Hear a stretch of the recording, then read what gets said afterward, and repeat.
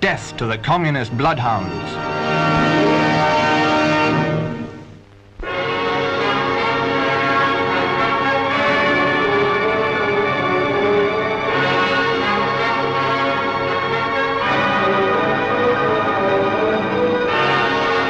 There are 4,305 cinemas in Great Britain.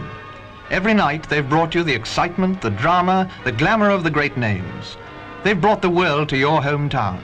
They've made famous stars your familiar friends. The entertainment they offer has become an accepted part of your standard of living. Perhaps you've taken it a little too much for granted. Today the industry is facing a crisis for which it is not to blame. A seat at your local cinema may cost as little as 1 shilling and 10 pence, the price of 3.5 hours of the finest entertainment in the world. 1 shilling and 10 pence. But of that, the whole film industry receives 1 shilling.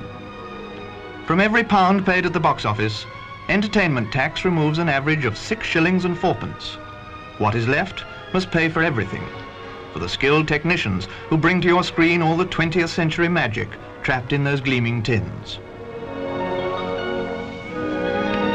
It must pay for the men who report to you on the events of our times, the newsreel cameramen and their backroom colleagues with their intricate and costly equipment.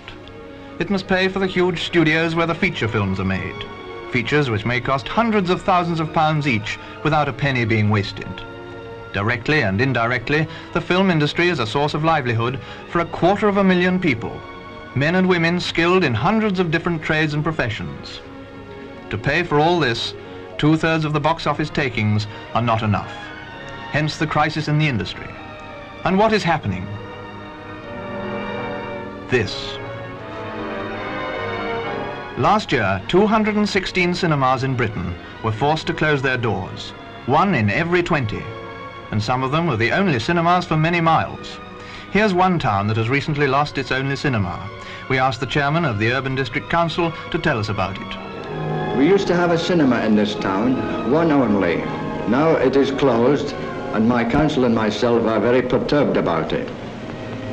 People of all ages are affected, and when families have to travel to the next town for their entertainment, their hometown starts to lose its identity. This is a great pity.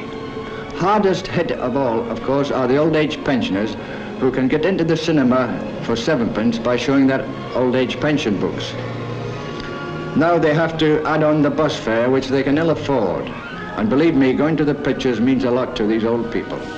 We did all we could to save our cinema. The council even considered subsidizing it, but our budget wouldn't run to that. If a cut in the entertainment tax can help towns like ours to save their cinemas, we believe it should be cut now. Your cinema is a human place, a family place. Every Saturday, for a few pence, it gives your children a morning of wholesome laughter and excitement. It takes them off your hands for an hour or two without you having to worry about them. Yes, a human place, a welcoming place.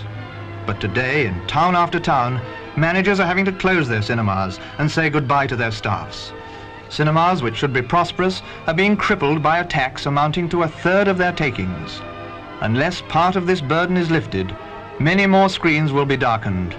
Many more friendly lights will go out for the last time. How do you feel about your cinema being closed? Well, it's a sad day for me, losing my cinema, my staff, and all the good local friends we've made over the years. Something must be done about it. Personally, I shall contact my local MP. And if every other cinema goer did the same, something would be done about it.